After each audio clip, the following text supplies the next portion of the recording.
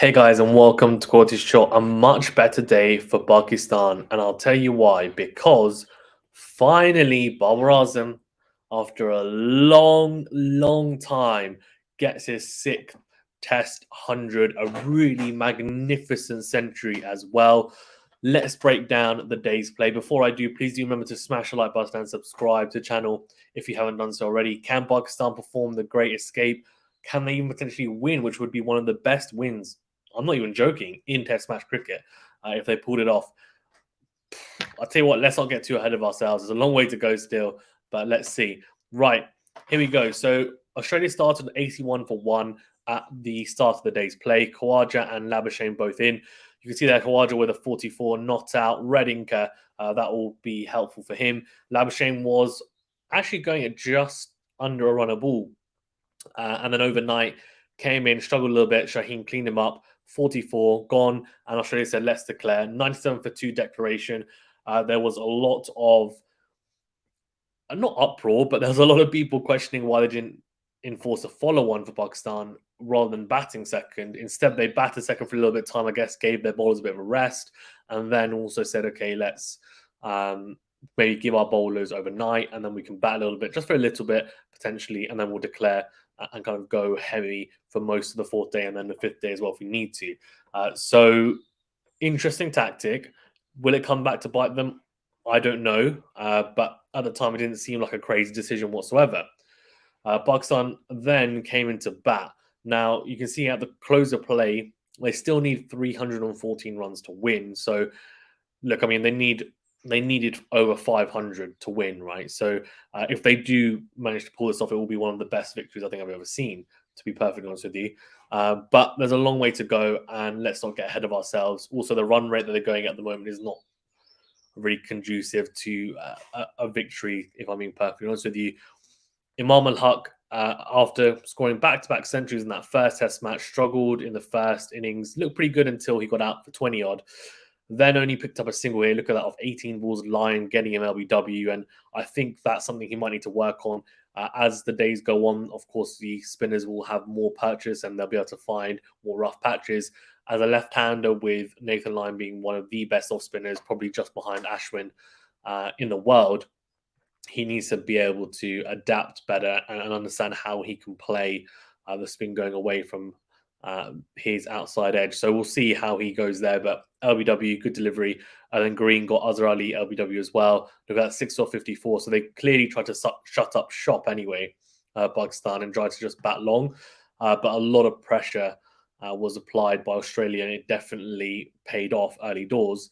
But then Abdullah Shafique and Babar Azam put on the biggest fourth innings partnership in the Karachi Stadium ever, if I'm not mistaken. So it's a really impressive partnership. And let's see how much. So it was 171 so far. They're still both in. It's still going on.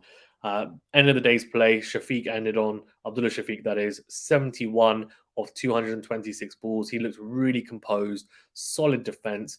Doesn't really seem to have many flaws in his technique.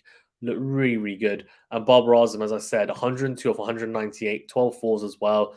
He looked very good, and he'll be really happy with that because there's been a lot of question marks, including for myself, after that first innings dismissal as well. Really wild way to get out, trying to charge Swepson down the ground and just chipping it straight to mid-on in the end. This time he looked more composed and on a track which a lot of people will say was it doesn't look that easy to bat on.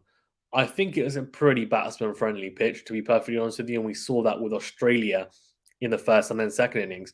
Pakistan, I think, just made a mess of it, really, a meal of it in their first innings. Now, whether they can go on to win this, I think is probably very unlikely. Can they get a draw? Now, they have a whole day. They've got 8 wickets in hand. The only way they're going to get something from this match is by Babar Azam, Abdullah Shafique surviving at least the first session of tomorrow. It's not impossible by any stretch of the imagination. Babar Azam is starting to look a lot better. He looks more comfortable against the spin, which is a good sign. Swepson, I think, is the biggest kind of, the alarm bell for Babar Azam, but he's played him so well. Well, so far, so well. and King Barber is back anyway. But yeah, really, really, he did actually say to once he got his 100, there wasn't like a huge, like, yeah, like running off. I think he knows there's still a lot of work to do. So, yes, he took off his helmet. He said, yeah, got my 100. Told, the dressing room, yeah, keep calm, cool, let's do this, let's do this. Did his sajda as he normally does, thanking God. And yeah, look, I mean, he's going to be integral to Pakistan's chances of getting anything from this test match. In terms of bowlers, I mean, Swepson, he does look pretty good. I think the tactic to go around the wicket, I know there was some criticism levied at Pakistan for being negative with that tactic. I'm not sure why Australia would do it. I know he was trying to target the rough as well. I don't. I don't think he was deliberately trying. I think he was trying to hit the rough so that it would rag, and then basically target the stumps or the pads or outside edge and kind of bring something into play. But it wasn't quite working as much as he would have liked. I think they need to be attacking Australia. I mean, there's a lot of runs that they have to deal to kind of play with.